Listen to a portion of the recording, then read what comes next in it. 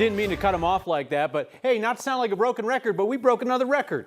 Heat like Denver has never seen on a March 20th. In fact, highest temperature the city has ever seen any time in March when we hit 85 degrees at DIA this afternoon. That all-time March heat record, we set that yesterday. Thanks for being with us tonight. I'm Kyle Clark.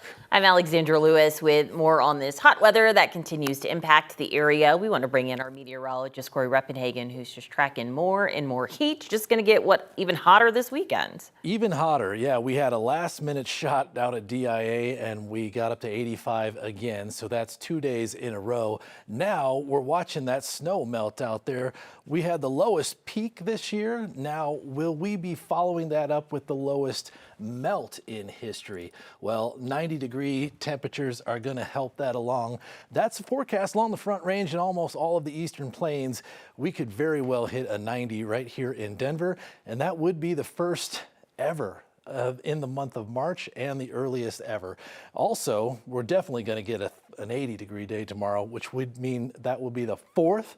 So we'd be up to a record-breaking number of 80-degree days for the month of March. And we've got 2 more coming next week. So we got the one hot day left in this heat wave tomorrow, and then one cool day, but then the heat will be back. So we're looking at 3 or 4 more days of near record-breaking heat. I'll talk about that coming up in the full forecast. All right, Corey, thank you. We are seeing an unusually high number of red flag warnings in Colorado lately. It's something wildfire experts say they don't typically see this early in the year. In some cases, warnings have been in place for several days now, several days in a row, in fact, as dry conditions, strong winds, and early season heat combines to elevate fire danger. As we move into spring, wildfire meteorologists are expecting even more to come.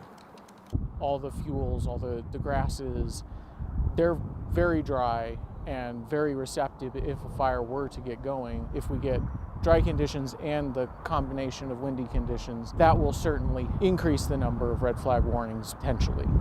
Coming up at 10, we break down what drives early season wildfire risk and how those factors shift as the season goes on.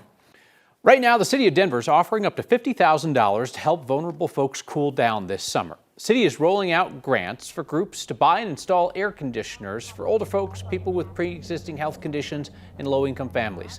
The city plans to identify who's in need by working with existing neighborhood groups. Want to address those challenges with community, with organizations that know their neighborhoods best, and be able to connect people right with the resources to be able to cool their homes and or keep their air clean indoors.